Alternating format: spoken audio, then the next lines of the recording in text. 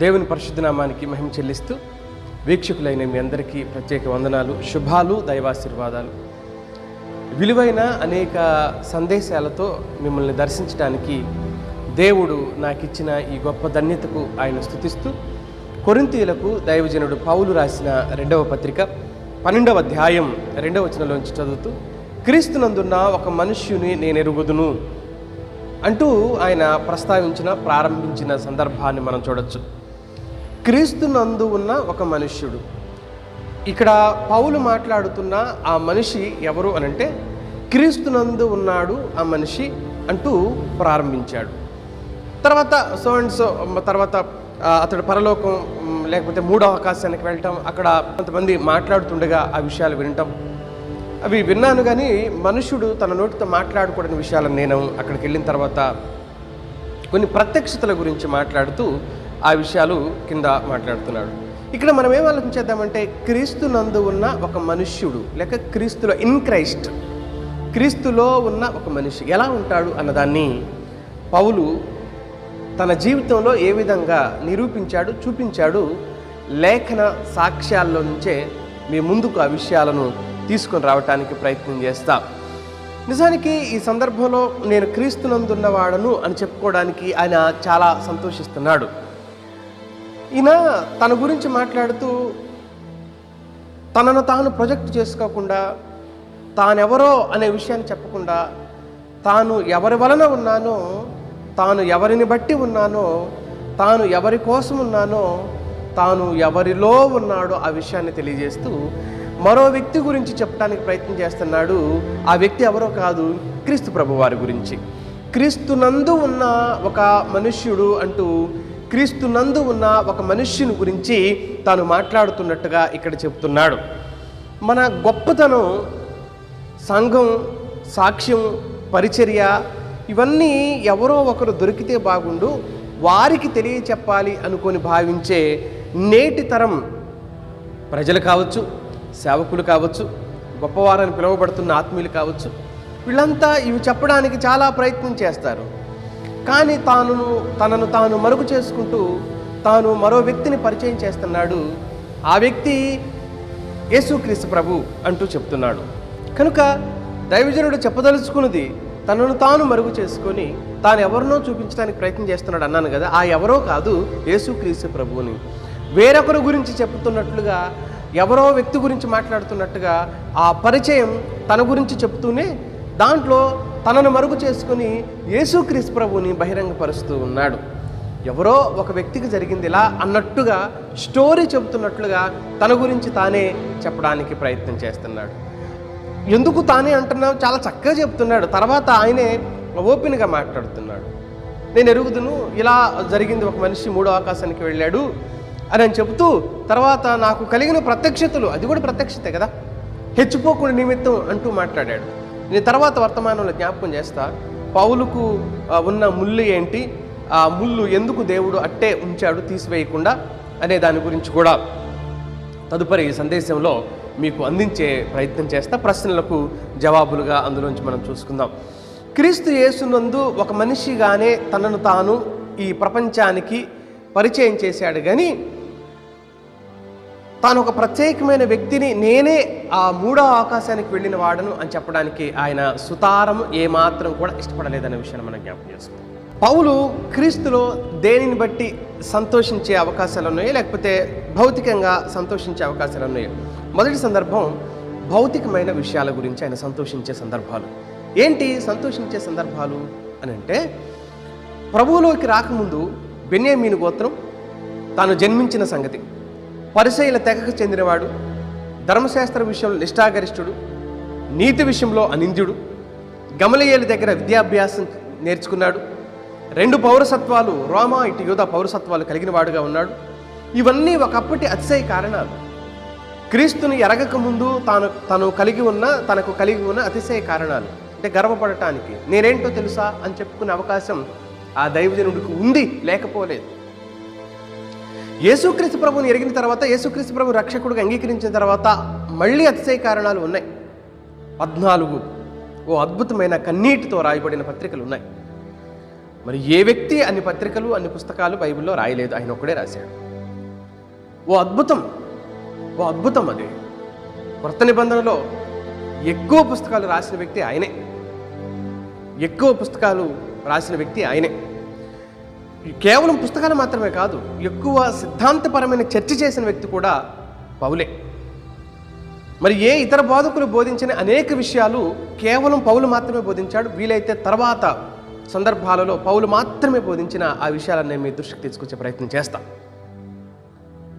ఆ పౌలు మాత్రమే బోధించిన కొన్ని విషయాలు ఇలా చెప్పుకుంటూ పోతే ఈ దైవజనుని యొక్క అత్యున్నతమైన ఆధిక్యత, ఈ దైవజనుని యొక్క తనను తాను హెచ్చించుకోగలిగే అద్భుతమైన సందర్భాలు చాలా ఉన్నాయి.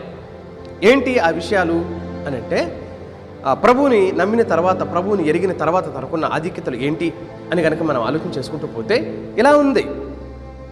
14 పత్రికలు మాత్రమే కాదు, ప్రభు అతనికి ప్రత్యక్షమైన విధానం, ప్రభు అతడిని పిలిచిన పిలుపు, ప్రభు అతడికి అనుగ్రహించిన అపోస్తలత్వం, అతడు చేసిన సువార్త ప్రయాణాలు, మిషనరీ జర్నీస్, సువార్త ప్రయాణాలు, సంఘ నిర్మాణాలు, బోధించిన సంఘ సిద్ధాంతాలు, గొప్ప గొప్ప అధికారుల ముందు నిలబడి యేసుక్రీస్తు ప్రభువుని గురించి బోధించిన సందర్భాలు, ఇలా చెప్పుకుంటూ పోతే ఆయన ఆధిక్యతలు అసామాన్యమైనవిగా కనబడతాయి. కానీ ఆయన ఎందులో ఆనందిస్తానంటున్నాడు అని అంటే, యేసుక్రీస్తు ప్రభువుని నమ్మిన తర్వాత కూడా వేటిలో కూడా అతడు ఆనందించలేదు. అపోస్తలత్వాన్ని బట్టి కానీ, 14 పత్రికలు రాసినందుకు కానీ, ప్రభువును చూసినందుకు కానీ, ప్రభువు పిలిచినందుకు కానీ, అపోస్తలుడిగా ఏర్పాటు చేయబడినందుకు కానీ, ఓ గొప్ప మిషనరీ జర్నీస్ చేసినందుకు కానీ, అనేక మంది శిష్యులుగా తయారు చేసినందుకు కానీ ఎక్కడా కూడా గర్వపడలేదు, ఎక్కడ కూడా ఘనపరచబడటానికి అపేక్షించలేదనే విషయాన్ని జ్ఞాపకం చేస్తున్నాను. 2వ పత్రిక కొరింథీ 12:10 ఎందులో ఆనందిస్తావు అని అంటే, నేను ఎప్పుడు బలహీనుడో అప్పుడే బలవంతుడను కనుక క్రీస్తు నిమిత్తం నాకు కలిగిన బలహీనతల్లో, నిందల్లో, ఇబ్బందుల్లో, హింసల్లో, ఉపద్రవంలో నేను సంతోషించున్నాను. క్రీస్తు నిమిత్తము నాకు కలిగిన బలహీనతలలో నేను సంతోషిస్తాను. క్రీస్తుని బట్టి నాకు కలిగిన బలహీనతలలో నేను సంతోషిస్తాను. అందులోనే సంతోషిస్తాను, అందుని బట్టే సంతోషిస్తాను. మరొక విషయంలో ఆయన సంతోషించడానికి ఇష్టపడాలి. 9వ వచనంలో అన్నాడు, కొరింథీ 2వ పత్రిక 12:9 అందుకు నా కృప నీకు చాలును, బలహీనత యందు నా శక్తి పరిపూర్ణమగుచున్నదని ఆయన నాతో చెప్పెను. కాగా క్రీస్తు శక్తి నా మీద నిలిచి ఉండి నిమిత్తము విశేషముగా నా బలహీనతల యందే బహు సంతోషముగా అతిశయపడుదును. ఆనందపడతాను, గర్వపడతాను, సంతోషిస్తాను. దేంట్లో అంటే నా బలహీనతల్లో అన్నాడు. ఆయన నన్ను తన శక్తితో నింపుతాడు కాబట్టి అందులో నేను సంతోషిస్తాను. క్రీస్తుని ఎరగక ముందు ఉన్న భౌతిక సంబంధమైన ఆధిక్యతలలో సంతోషించడం లేదు. క్రీస్తుని నమ్మిన తర్వాత ఆయనకు కలిగిన ప్రత్యక్షతలను బట్టి, అపోస్తలత్వాన్ని బట్టి, పిలుపుని బట్టి, ప్రభువే స్వయంగా ప్రత్యక్షమైన దానిని బట్టి, ప్రభువే చూపించిన సంఘ సత్యాలను బట్టి, ప్రభువే నేర్పించిన సంఘ సత్యాలను బట్టి, ఈయనకు ప్రత్యేకంగా దేవుడు అప్పగించిన కొన్ని బాధ్యతలను బట్టి వేటిలో కూడా ఈ దైవజనుడు సంతోషించడానికి ఇష్టపడటం లేదు. తాను మరుగై ఉండి ప్రభువుని ముందు పెట్టడానికి ప్రయత్నం చేశాడు. ఇక తనను తాను ఎలా పిలుచుకున్నాడు, తనను తాను ఎలా పరిచయం చేసుకున్నాడు సంఘానికి అంటే ఇలా చెప్పబడతా ఉంది. క్రీస్తు యేసునందు దాసుడుగా తనను తాను పరిచయం చేసుకున్నాడు. క్రీస్తు యేసునందు దాసుడిగా తనను తాను చేసుకున్న పరిచయం. కొరింథీ 1వ పత్రిక 9వ అధ్యాయం 19వ వచనంలో ఎలా ఉంది, నేను అందరి విషయము స్వతంత్రుడనై ఉన్నను, ఎక్కువ మందిని సంపాదించుకున్నటకై అందరికీ నన్ను నేను దాసునిగా చేసుకుంటుని. అందరికీ నన్ను నేను దాసునిగా చేసుకుంటుని. పౌలుని దాసుడిగా ఎవరు చేశారు? ఎవరో వచ్చి ఈయన్ను దాసుడిగా చేయలేదు. ఎవరో వచ్చి నువ్వు దాసుడు వైపో అని అనలేదు. సంఘము నిమిత్తము, రక్షించబడిన వారి నిమిత్తం, రక్షించబడవలసిన వారి నిమిత్తం తనను తాను ఈ భక్తుడు దాసుడిగా చేసేసుకున్నాడు. తనను తానే ఈ భక్తుడు దాసుడిగా చేసేసుకున్నాడు. ఎంతమంది కోసం అని అంటే అందరికీ నన్ను నేనే నువ్వు దాసుడిగా ఉండు అని అనలేదు. ఈరోజు సంఘ నాయకులని పిలువబడుతున్నాము, సంఘ కాపరులు అని పిలువబడుతున్నాము. ఇంకో మాటలో చెప్పాల్సి వస్తే సేవకులు అని పిలువబడుతున్నాము, కానీ సేవకులు అనే పేరు నాయకులకు వర్తింపచేస్తున్నాం తప్ప ఇది నన్న సేవకులైన నాయకులుగా పిలువబడడం లేదు. యేసుక్రీస్తు ప్రభు వారి భూమి మీదకి వచ్చిన దినాల్లో నేను మీ మధ్య పరిచర్య చేయువాని వలె ఉన్నాను. పరిచర్య మార్క్స్ వార్త 10:45 అన్నాడు. మనిషి కుమారుడు పరిచారము అంటే పరిచర్య చేయించుకోవటానికి రాలేదు, పరిచర్య చేయడానికి తన ప్రాణాన్ని అర్పించడానికి వచ్చాడు. యేసుక్రీస్తు ప్రభు వారు స్వయంగా శిష్యుల పాదాలు కడగటానికి పంక్తిలో నుంచి అందరూ వరుసగా కూర్చున్నారు. ఆ లైన్లో కూర్చున్నారు. కూర్చున్న వాళ్ళలో నుంచి మధ్యలోంచి లేచి యేసుక్రీస్తు ప్రభు వారు నడుముకు ఒక తువాలు కట్టుకొని, టవల్ కట్టుకొని, నీళ్లు తీసుకొని శిష్యుల పాదాలు ఒక ప్లేట్లో పెట్టి కడగటం ప్రారంభించాడు అనే మాట మనం చదువుతాం బైబిల్లో, యోహాను సువార్త 13వ అధ్యాయంలో. నా ప్రియమైన ఆత్మీయులారా, దైవజనులారా, స్నేహితులారా, మిత్రులారా, ఒక మాట ఆలోచన చేయండి. యేసుక్రీస్తు ప్రభు వారు ఎందు నిమిత్తం ఈ భూమి మీదకి వచ్చాడు అన్న విషయం పౌలు ఎంత లోతుగా వెళ్ళి గుర్తించాడో, పౌలు అదే తన జీవితంలో ప్రాముఖ్యమైనదిగా ఆయన నడిచినట్లుగానే, ఆయన చేసినట్లుగానే తాను చేయాలనుకున్నాడు, తాను నడవాలనుకున్నాడు. ఈరోజు పౌలు మనకి ఎంతటి ఆదర్శమో, ఆయన దేవుడే ఉండి అంతగా తగ్గించుకొని పరిచర్య చేయమని ఒక దాసుని, ఆయన రూపం ఎలా ధరించాడని చెప్తుంది ఫిలిప్పీ పత్రిక 2వ అధ్యాయం 5-8 వచనాలు. దాసుని స్వరూపాన్ని ధరించాడు. దేవుడే దాసుని స్వరూపాన్ని ధరించినప్పుడు దాసుడు అని పిలువబడే నేను ఇంకెంత తగ్గించుకోవాలి? దేవుని దాసుణ్ణి, నా యజమానుడైన క్రీస్తు ప్రభువే దాసుని స్వరూపాన్ని ధరించుకొని తనను తాను ఎంతగా తగ్గించుకున్నాడు? రిక్తునిగా అయ్యేలాగా. రిక్తుడంటే ఏమీ లేనివాడు, రిక్తుడంటే వట్టివాడు, తనకంటూ ఏమీ లేదు, తన కోసం ఏమీ లేవు. ఆయన రిక్తుడిగా మారిపోయాడు, రిక్తుడైపోయాడు అని చెప్తాం.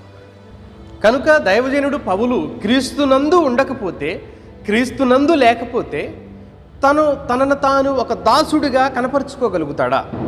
తనను తాను ఒక దాసుడిగా ప్రొజెక్ట్ చేసుకోగలుగుతాడా? పరిచయం చేసుకోగలుగుతాడా? ఆయన అంటున్నాడు, యేసుక్రీస్తునందు దాసుడిని నేను అన్నాడు.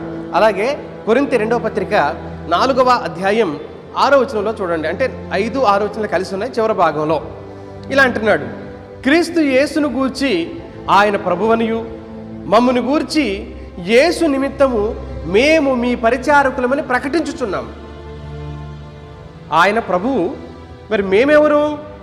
మీకు పరిచారకులం. ఈరోజు చాలామంది ఇలా చెప్పుకుంటారు, నేను ఎవరినో తెలుసా? ఎవరో నువ్వు? దేవుని దాసుణ్ణి. అంటే దాసుణ్ణే, కానీ ఎవరి దాసుణ్ణి? ఓ గొప్పవానికి దాసుణ్ణి, కానీ గొప్ప దాసుణ్ణి. గొప్పవానికి దాసుణ్ణి కాబట్టి గొప్ప దాసుణ్ణి. దాసుణ్ణే కానీ గొప్పవాణ్ణి.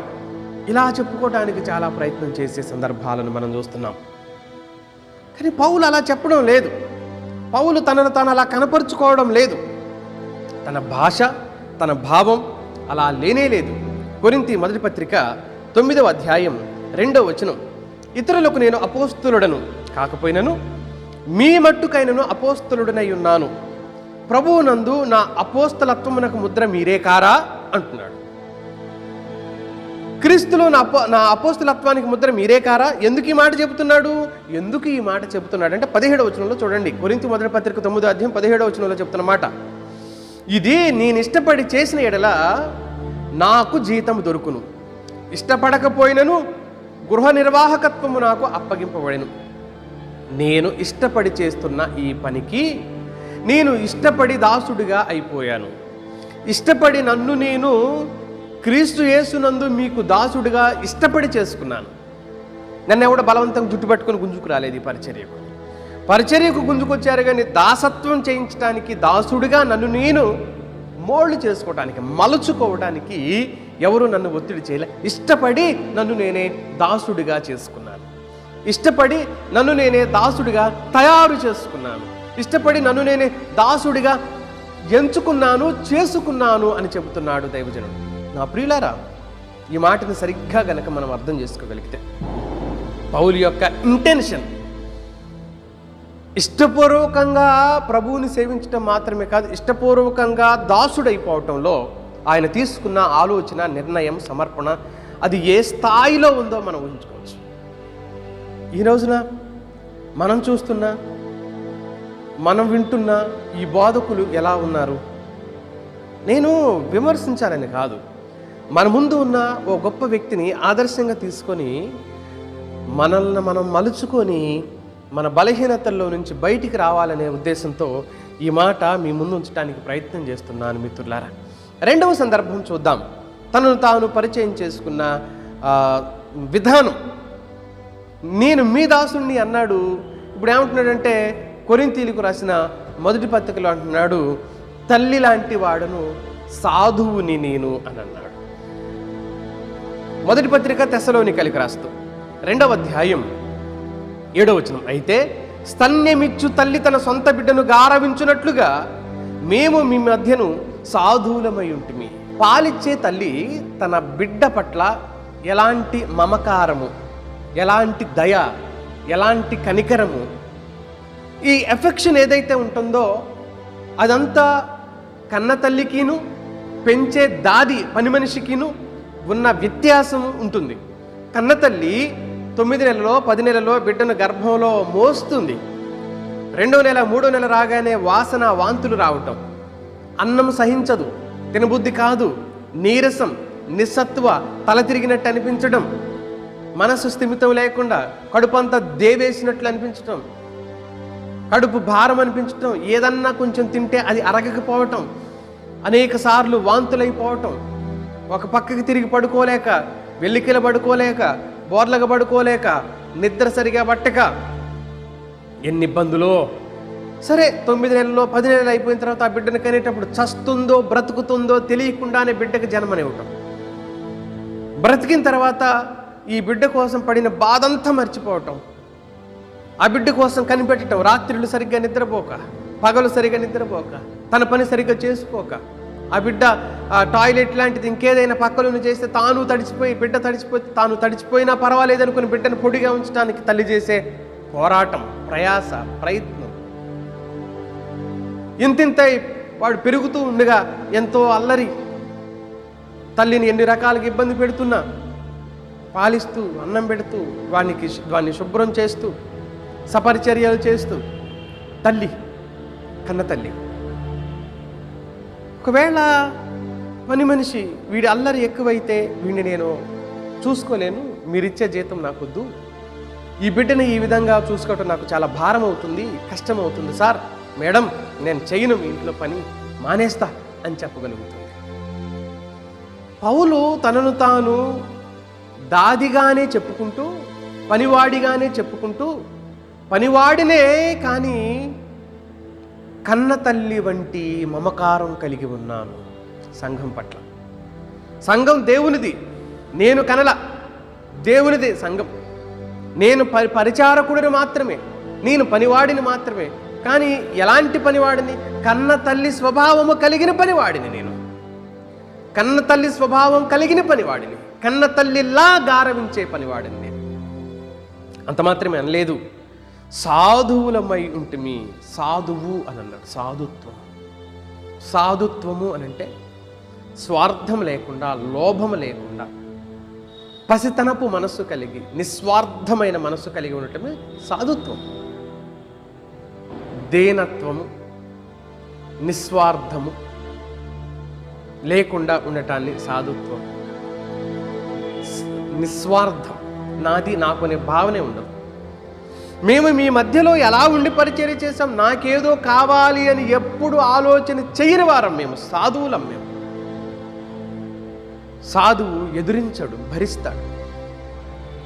నేను సాధువుని ఎదిరించలేదు, భరించాను. మీ మధ్యలో సహించాను, ఓర్చుకున్నాను. తిరస్కారాలు, అవమానాలు, నిందలు, పల్లెత్తి మాట అనకుండా మౌనంగా ఉండగలగటం సాధువు యొక్క లక్షణం, లక్ష్యం. పుట్టినోట్లో మనం కూడా చూస్తాం. అనేక ప్రాచీన ప్రతులలో శిశువులమై ఉంటిమి. శిశువు ఎదిరించడు, శిశువు పోరాడడు, శిశువు స్వార్థంగా ఉండడు, నాది నాకు అనే లోభం ఉండదు, తనవారు పరాయి వారు అనే భావన ఉండదు. అలాగే మేము మీ మధ్యలో ఉన్నాం, ఆ భావంతో మీ మధ్యలో ఉన్నాం అంటున్నాడు. సొంత బిడ్డగా జాలి చూపాను నేను, పౌలు ఈ దశను అర్థం చేసుకున్న తీరు అమోఘం. తనను తాను ఒక సాధువు స్థానంలోకి తీసుకుని వెళ్ళిపోవటం ఉందో చూడండి. తనను తాను ఒక సాధువుగా నిలబెట్టుకున్నాడు చూడండి. నేను ఒక సాధువుని అని పరిచయం చేసుకుంటున్నాడు చూడండి. ఆ స్థాయిలోకి వెళ్ళిపోయాడు పౌలు. ఆ ఉన్నతమైన తల్లికి కలిగిన మృదుత్వం ఎంత అద్భుతమైంది.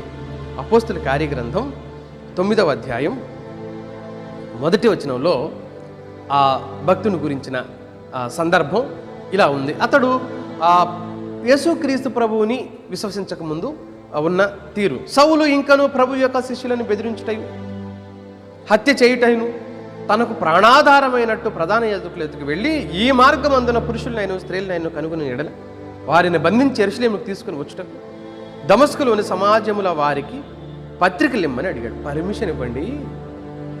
ఎవరైతే యేసుక్రీస్తు ప్రభువుని నమ్ముతున్నారో, విశ్వసిస్తున్నారో, ఆ మార్గంలో ప్రవేశిస్తున్నారో, ప్రయాణిస్తున్నారో వారందరినీ, స్త్రీలైనా సరే పురుషులైనా సరే, కనికరం లేకుండా పట్టి బంధించి తెచ్చి యెరూషలేములో జైల్లో వేయటానికి నాకు పర్మిషన్ ఇవ్వమని అక్కడ సమాజ మందిరంలో ఉన్న వారందరికీ అర్జీలు పెట్టుకున్నాడు, పర్మిషన్ లెటర్లు పెట్టుకున్నాడు.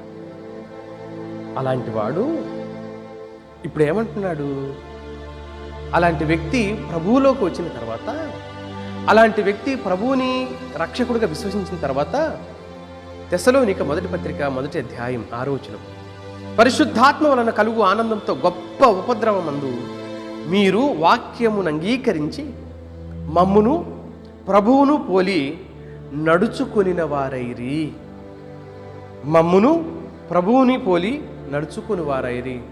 బిడ్డ, చంటి బిడ్డ అమ్మ అడుగుల్లో అడుగులు వేస్తూ, అమ్మ చెంగు పట్టుకొని కొంగు పట్టుకొని అమ్మతోనే ఉండాలి అని కోరుకుంటాడు. అమ్మలాగే మాట్లాడాలి, అమ్మలాగే పని చేయాలి, అమ్మలాగే ప్రవర్తించాలి అని కోరుకుంటాడు. అలాగే మీరు మమ్ములు చూచి మా దగ్గర నుంచి మమ్ములనే నేర్చుకున్నారు, మా ప్రవర్తన నేర్చుకున్నారు. చివరికి మీ ప్రవర్తన ఎలా మారిపోయింది అని అంటే క్రీస్తును పోలి నడుచుకునే వారైరి అని తెస్సలోనిక సంఘం గురించి మాట్లాడుతున్నాడు. పరలోకం దృష్టిలో తెస్సలోనిక క్రైస్తవులు అచ్చం క్రీస్తును పోలి నడుచుకుంటున్నారు. ఇది ఎలా సాధ్యమైంది? క్రీస్తునందు ఉన్న ఒక మనుషుని వలన సాధ్యమైంది. ఆ క్రీస్తునందున్న ఒక మనుషుడు ఎవరు? పౌలు. క్రీస్తునందు ఉంటే ఎలా ఉండేది, ఎలా ఉంటుంది అనే దానికి గుర్తు పౌలే. క్రీస్తునందు లేనప్పుడు ఈ మార్గమందున్న వారిని పట్టి బంధించి చెరలో వేయాలని సమాజ మందిరంలో వారికి పత్రికలు ఇచ్చాడు. అలాంటి వాడు ఇప్పుడు తన ప్రాణము పోయినా పర్వాలేదు, తనకంటూ ఏమి అక్కర్లేదు, సాధుత్వాన్ని, మృదుత్వాన్ని, మాతృత్వాన్ని ధరించుకొని సంఘం కోసం తాను చేస్తున్న పని ఉంది చూడండి, పరిచర్య ఉందో చూడండి, శ్రమ ఉందో చూడండి. ఇది ఎలా సాధ్యమైంది? అతడు క్రీస్తునందు ఉండినందు వలన సాధ్యమైంది. అతడు క్రీస్తునందు ఉండినందు వలన సాధ్యమైంది. పౌలు క్రీస్తునందు లేకపోతే క్రొత్త నిబంధన చిత్రపటం ఎలా ఉండేదో ఊహించడం కొంచెం కష్టంగానే ఉంటుంది. మన ఆలోచనకు అది భిన్నంగానే ఉంటుంది. మన మనసులకు, మన ఊహలకు మించి ఉంటుంది. నా ప్రియ ఆత్మీయులారా, స్నేహితులారా, క్రీస్తు నందు ఉన్నవాడు, క్రీస్తులో ఉన్నవాడు ఈరోజు మనలను బట్టి, నన్ను బట్టి, నిన్ను బట్టి, ఇంకెవరిని బట్టి అయినా జనాలు ఇలా చెప్పగలరా? ఈ వ్యక్తిని బట్టి నేను మార్చుకున్నాను, నేర్చుకున్నాను, ఈయన క్రీస్తులా నడుచుకుంటున్నాడు, ఈయన క్రీస్తులా ప్రవర్తిస్తున్నాడు, ఈయన క్రీస్తులా ప్రతి విషయంలో స్పందిస్తున్నాడు అని ఎంతమంది మన గురించి మాట్లాడగలుగుతున్నారు, ఎంతమంది మన గురించి చర్చించగలుగుతున్నారు, చెప్పగలుగుతున్నారు? నా ప్రియులారా, ఆత్మీయులారా, దేవుని బిడ్డలారా, గుర్తించుదాం. క్రీస్తునందు మనం ఉన్నామా లేదా అనే దానికి మన ప్రవర్తనే దీనికి సాక్ష్యం. క్రీస్తునందు మనం ఉన్నామా లేదా అనటానికి ఖచ్చితంగా మన ప్రవర్తనే సాక్ష్యం. 3వ సందర్భాన్ని చెప్పిన సందేశాన్ని ముగిస్తాను, వినండి. క్రీస్తు యేసునందు ఉన్న ఒక మనిషి దేని గురించి ఆశపడతాడు, ఏది కావాలని కోరుకుంటాడు, దేన్ని పొందుకోవటానికి పరిగెడతాడు. ఈ చివరి సందర్భంలో నేను ఈ మాట చెప్పేసి ముందుకెళ్ళడానికి ప్రయత్నం చేస్తా. ఫిలిప్పీలకు రాసిన పత్రిక 3వ అధ్యాయం 14వ వచనంలో ఇలా అన్నాడు దైవజనుడు, క్రీస్తు యేసునందు దేవుని ఉన్నతమైన పిలుపునకు కలుగు బహుమానమును పొందవలెనని గురి యొద్దకే పరిగెత్తుచున్నాను. గురి యొద్దకు పరిగెత్తుతున్నాడు. ఏం గురి యొద్దకు? తన దృష్టి, తన కోరిక, తన పరుగు దేనికోసమో ఫిలిప్పీ సంఘానికి స్పష్టంగా చెప్తున్నాడు. తన బ్రతికేది ఏమి సాధించడానికో ఏమి పొందటానికో సంఘానికి చాలా స్పష్టంగా చెప్తున్నాడు. క్రీస్తునందున్న ఒక మనిషి ఎలాంటి గురి కలిగి ఉండాలో, ఎలా బ్రతుకుతాడో స్పష్టంగా సాక్షాత్కారం మన ముందు కనబడుతుంది. పౌలు జీవితం సాక్షాత్కారం కనబడుతుంది. మిత్రులారా, 3:9 గురేంటి? క్రీస్తుని సంపాదించుకొని ఇంకా క్రీస్తుని సంపాదించుకోవటం ఏంటండి? ఆయన సంపాదించుకోలేదా? సంపాదించుకున్నాడు. అసలు క్రీస్తుని సంపాదించుకోవటం అంటే ఏమిటో వివరం చెప్తున్నాడు ఫిలిప్పీ సంఘానికి.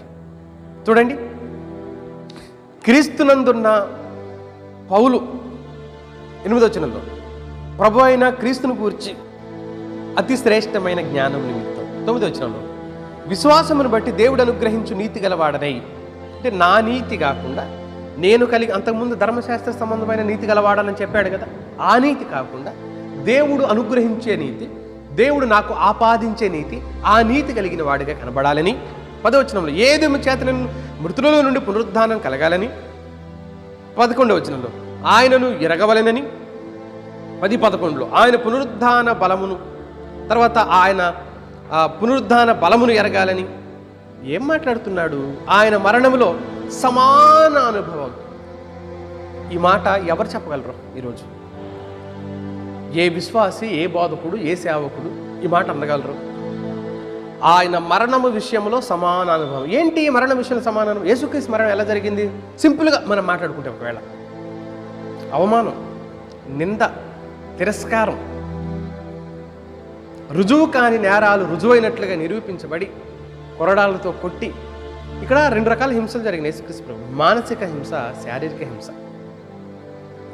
సిగ్గు అవమానం కలిగేలాగా బట్టలని తీసేశారు. ఆయన చేయని నేరాలు ఆయన మీద మోపారు. అందుకనే 68వ కీర్తన 20 నిందకు నా హృదయం బ్రద్దలాయను అని అంట. దెబ్బల విషయంలో 22వ కీర్తనలో ఎముకలన్నీ బయటపడ్డాయి, నా ఎముకలు నేను లెక్క పెట్టగలుగుతున్నాను అంటాడు. నా ప్రియులారా, ఆత్మీయులారా, ఆ తర్వాత కొరడాతో కొట్టిన తర్వాత సిలువకు మేకులేసి కొట్టి, తలకు ముళ్ళుగుచ్చి చిత్రహింసల పాలు చేసేసి యేసుక్రీస్తు ప్రభువుని సిలువకేసి కొట్టి చంపేశారు. ఆ మరణము విషయంలో నేను సమానమైన అనుభూతి పొందాలని అనుకుంటున్నాను. అంత సిగ్గు, అవమానం, నింద, తిరస్కారం, దెబ్బలు, బాధ, అదంతా నేను భరించాలని అనుకుంటున్నాను. అదంతా నేను భరించి సరిపోవాలని అనుకుంటున్నాను. అప్పుడు ఆయన మరణముల విషయంలో సమానమైన అనుభూతి, ఆ శ్రమలో సమానమైన అనుభూతి, బాధలో సమానమైన అనుభూతి నేను పొందాలని అనుకుంటున్నాను. ఎవరండి ఇలా అనుకునేది? పరలోకంలో ఘనత, గౌరవాలు, గొప్పతనాలు ఏదో కావాలి అని కోరుకునేవాడు. భూమి మీద సహితం గొప్పతనాలు, గౌరవాలు, మర్యాదలు కావాలని కోరుకునే వాళ్ళని మనం చూస్తున్నాం. కానీ మిత్రులారా, ఎవరు కోరుతున్నారు? ఎవరు కోరుతున్నారు ఈ దినాన్న? ఎవరు అనుకుంటున్నారు ఈ దినాన్న? యేసు మరణము విషయం పౌలు అంతా సమస్తం నష్టపరుచుకున్నాడు, పెంటతో సమానంగా ఎంచుకున్నాడని మాట్లాడుతున్నాం. కానీ వదిలిపెట్టుకున్న సంగతి పక్కన పెడితే ఏం కావాలని కోరుకుంటున్నాడు? శ్రమ కావాలని కోరుకుంటున్నాడు, బలహీనతలు ఆనందించాలని కోరుకుంటున్నాడు. ఎందుకు ఇలా? క్రీస్తునందు ఉన్న ఒక మనిషి ఇలా ఉంటాడు. నేను ఒక క్రైస్తవుని, క్రైస్ట్ ఇన్, క్రీస్తులో ఉన్నవాడిని అని అర్థం క్రైస్తవుడు అని అంటే. నేను ఒక క్రైస్తవుడు అని చెప్పుకోవడానికి మన మాటలు బాగానే ఉన్నాయి, సరిపోతున్నాయి. కానీ తగుదమా మనం? తగిన వారమా మనం? తగినట్లుగా ఉన్నామా మనం? మిత్రులారా, ఆలోచించండి. బోధకుడికి అనక్కర్లేదు, విశ్వాసులంగా మనం ఎందుకు ఆలోచన చేయకూడదు? ఇవి యేసుక్రీస్తునందు ఉన్నత గురి. ఇంకా ఎందుకోసం అంటాడు? 3:7 ఏవేవి లాభకరమైనవో వాటిని క్రీస్తు నిమిత్తం నష్టముగా ఎంచుకుంటుని. 3:8 సమస్తమును నష్టపరుచుకొని అన్నాడు. 3:10-11 సమస్తమును నష్టపరుచుకొని వాటిని పెంటతో సమానంగా ఎంచుకున్నాను అన్నాడుగా. 3:13 వెనుకున్న వాటిని మరిచి పరుగు తీస్తున్నాను ముందున్న వాటి కొరకు. యేసుక్రీస్తునందు ఉన్న ఒక మనిషి యొక్క గురి చెప్తున్నాడు ఈ దైవజనుడు. ప్రియులారా, ఒక మనిషిని నేను ఎరుగుదును. క్రీస్తునందున్న ఒక మనిషి అతడు అంటూ అతడు ఏం చేశాడు? 3వ ఆకాశానికి, ఆ 3వ ఆకాశం అంటే మళ్ళీ మనం ఎప్పుడైనా చెప్పుకుందాం. ఖచ్చితంగా చెప్తాను. నేను విడిచిపెట్టిన ఈ విషయాలు, చాలా విషయాలు మనం మాట్లాడుకోబోతాం రాబోయే రోజులు. మిత్రులారా, దయచేసి కేవలం మన వాక్యం ద్వారానే వ్యాఖ్యానిస్తూ అందులో ఉన్న ఆత్మీయ సత్యాలను మాట్లాడుకుంటూ వస్తున్నాం. సంఘానికి క్షేమం కలగాలి, ఆత్మీయులు పురుకొల్పబడాలనే ఉద్దేశంతో అనేకులకి షేర్ చేయండి. ఈరోజు సత్యవాక్యం అందరికీ చేదుగా మారిపోతున్న దినాల్లో మనం ఉన్నాం కనుక చాలామంది ఆసక్తి చూపలేని పరిస్థితుల్లో ఉన్నారు. షేర్ చేయండి, సబ్స్క్రైబ్ చేయమని ప్రోత్సహించండి. నోటిఫికేషన్ వాళ్ళకి అందుతుంది. అనేక సందేశాలు, విలువైన విషయాలు ఒట్టిగా ఉండిపోతున్నాయి అని బాధతో చెప్తున్నాను. వ్యూస్ చాలా తక్కువ అవుతుంది. దానికి గల కారణం ఏంటంటే సత్యవాక్యం మీద ఆసక్తి చూపరు. ఎవరినో విమర్శిస్తే ఖచ్చితంగా చూస్తారు. అతడేమని అన్నాడు, ఇతడేమని కౌంటర్ ఇచ్చాడు, కౌంటర్ రీకౌంటర్ ఇలా ఎలా పడుతున్నాయి ఒకళ్ళ మీద ఒకళ్ళు, ఎలా వాళ్ళ జీవితాలను ఎత్తి సాక్ష్యాలతో చెబుతున్నారు అనేది ఆసక్తిగా చూస్తూ ఉంటారు. కానీ మనం ప్రభువులో మేలు పొందుకోవాలి, మన ప్రభువులో ఆత్మీయంగా ఎదగాలి అనే భావన చాలామందిలో లేదు. కనుక ప్రోత్సహించుదాం మన వంతు. ఇది కూడా దేవుని వాక్యం. ఒకవేళ నేను బోధించిన వాడిని కావచ్చు, మీరు దాన్ని అందించడం ద్వారా అందించిన వాడిగా నువ్వు ఉంటావు. కనుక ఈ పరిచర్యలో మీరు కూడా పాలిభాగస్తులు కండి. షేర్ చేసి మాత్రమే, మరొకలాగా కాదు. షేర్ చేసి ప్రోత్సహించండి, వినటం కోసం వినిపింపు చేయండి. కనుక క్రీస్తునందున్న మనం ఎలా ఉండాలి అనేది పౌలు మనకు ఆదర్శం. పౌలులా ఉండటానికి మనం ప్రయత్నించాలి. వీలైనంత వరకు ఆ విధమైన నడిపింపుకు మనం లోనవుదాం. దేవుడు అన్నట్టు గొప్ప కృప మనందరికీ దయచేయను గాక. ఆమేన్, ఆమేన్. మిత్రులారా, అందరికీ వందనాలు. అనేక సందేశాలు, లేఖనానుసారమైన విషయాలను మీ ముందుకు తీసుకురావడానికి మా వంతుగా ప్రయత్నం చేస్తున్నాం. అనేక దుర్బోధలున్న నేటి దినాల్లో సత్యవాక్య సందేశాలను మీ దృష్టికి తీసుకురావడానికి మేము చేస్తున్న మా ప్రయత్నాన్ని మీలో చాలామంది అభినందిస్తున్నందుకు వందనాలు. మా ఛానల్ని సబ్స్క్రైబ్ చేయండి, లైక్ చేయండి, కామెంట్ చేయండి, షేర్ చేయండి. అందరికీ వందనాలు.